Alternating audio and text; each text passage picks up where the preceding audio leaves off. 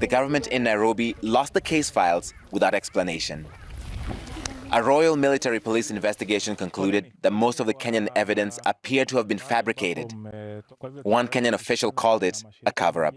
They did not conduct DNA tests on any of the 69 mixed-race children alleged to have been born as a result of rape by British soldiers. Welcome to my YouTube channel. I'm not happy because there's a video I've seen from Larry Madowo. I think it's a documentary he did in Kenya where the British Army who are training in Kenya, they are doing bad things to our Kenyan women. Let's see this video first and then we talk about it. She's just 17, but Marian lives alone in this single-room house. A mixed-race girl in rural Kenya where nobody looks like her. They actually call me poor white girl. I don't know why they call me poor white girl. They always say, why are you here? Just look for a connection that you will go to your own people. You don't belong in here. Marian's mother, Lydia Juma, was among hundreds of women who accused soldiers from the British Army Training Unit Kenya, Batuk, of rape. She was interviewed in this 2011 documentary. Because in our tribe, we can't report that thing. It's a big shame if you go and say that you have been raped. Lydia Juma died 2 years after that interview, and Marian has never met her father. She has to fend for herself in a society that ostracizes her. You have not lost hope of finding your father someday? No, I've never lost hope. Mixed-race children keep being born in the remote villages where the British Army trains in Kenya. Generica Namoru says she was in a consensual relationship with a British soldier while she worked at their base, but she claims he has never supported her since she gave birth. I'm a woman with a white child. It's not easy for my family, especially because a child is expensive. She's suffering for no good reason. So you just want him to take responsibility for his daughter? Yeah, nothing else. For him, I want him to take care of the education, health. Have you ever received a cent from him since she was born? I've never received any cent. Generica is jobless and says she has unsuccessfully tried to petition local authorities and the British Army to find her ex-boyfriend. The British High Commission told CNN it cooperates with local child support authorities in paternity claims. But the Kenya National Commission on Human Rights says the UK government has made no effort to hold soldiers accountable in such cases. These children really deserve British citizenship. They're British kids. Their fathers were British. So the British government is just not interested in resolving these cases? We don't think they are interested. We call it BBBB, British boys behaving badly. Had cases where these women and people who have reported have been intimidated. So there is a conspiracy to make sure that justice does not happen for these women.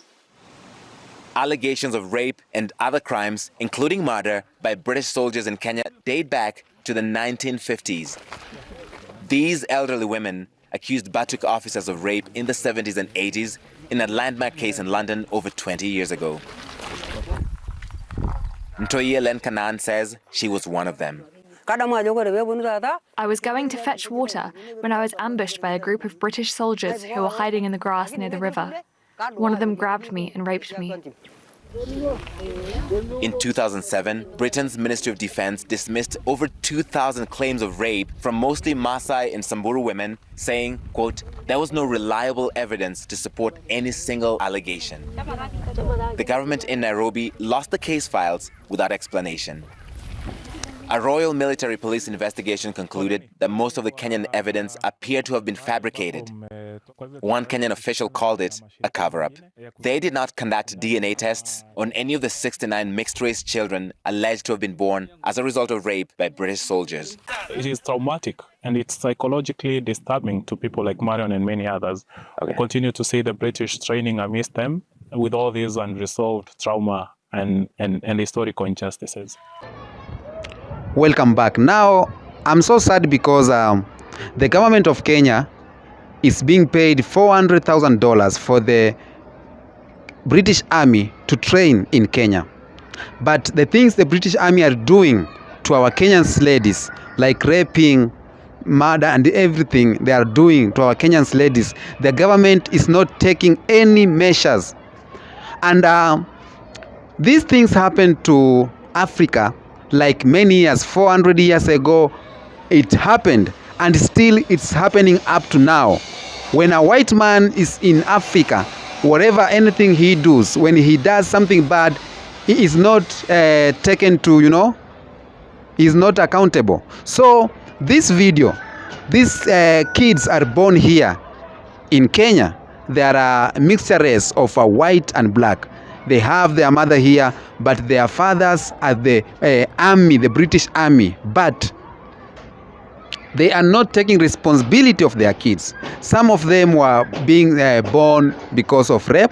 Some of them were being born because, you understand when the army are in the midst of local people, anything they do, we call or they call it bad boys something. So British bad boys manners. And the British government does not want to help so that they can be found, the fathers of these children. So these children are here in Kenya, and people, some of them, they are discriminating them, saying that you are not from here, you are from the white people, your father is from the white. But these ladies too, they cannot go to report because they think that it's something, it's not good. It's a shame to report that their women are being raped by the British people, and which is bad, and it brings me to the white supremacy thing and the modern colony and the neo-colonization. So these things is happening to Kenyans. Kenyan government is being paid a lot of money for the British to train here, and yet they are not accounting for the mistakes and the bad behaviors they are doing in our country. When there is murder happening, when there is rape happening, they are not accounted. They are not accounted because they fear the white people, or they fear the British. The government of Kenya, it's like they fear having issues with the British. They fear opening cases to the British army. I'm very ashamed for my government. I'm very ashamed that this is happening to this generation. I'm very ashamed that I'm living in a generation that we cannot take care of our black people. We cannot take care of our own people because we're still living under the white supremacy. We're still living under thinking that the British, it's so sad. It's so sad. I don't even have words to say about this because it is like slavery, and I know how these ladies are being treated during the time. It's so bad. We have seen videos where one black lady being around five white men, they are still using the African ladies as sex tools.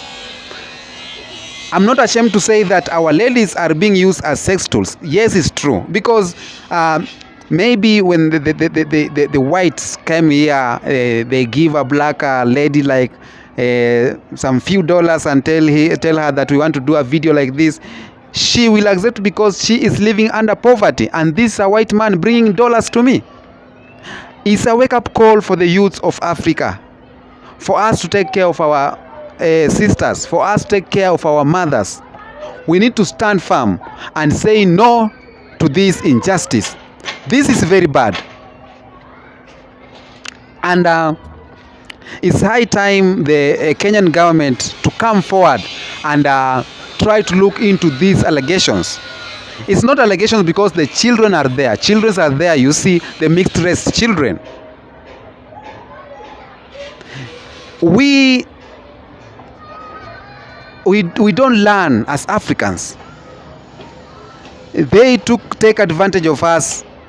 They take advantage of our women. They take advantage of our ladies. They take advantage of our poverty. They take advantage of, the white privilege they are having here in Africa. Now, like this one here is like Masai land there, Turkana land there, where they training. You hear they say that some of the ladies are being raped, and they give birth to children. The children have mixed race, black and white. The children need to be, you know, maybe to be children of the UK. But because of the impunity, because of the government that we have that it doesn't care of its own people, the government only care their stomachs, you know. When they are given few dollars, they keep quiet. Now, if the UK government is paying $400,000 for them to train here in Africa or here in Kenya, where is that money going? Because the place where they are training, that county, doesn't have water, good water, doesn't have good electricity, doesn't have health services. Where is that money going? That money is going into the pockets of these leaders. That money is being channeled into the pockets of these people. I'm very sad because of this video. I never knew that today I will come across a video like this where the white people are still taking advantage of the women of Africa, of the black women of Africa. They are still taking advantage of people in Africa, and yet the government is there. The government is there just seeing these things happening.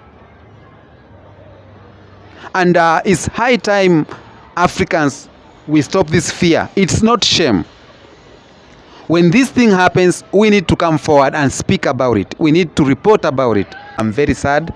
I'm not happy as a youth of Africa, but I think, you know, something good will come out. Tell me what you think on the comment section on this video. I am the Kenyan Beast, of course. We are doing it the African way every day, every time.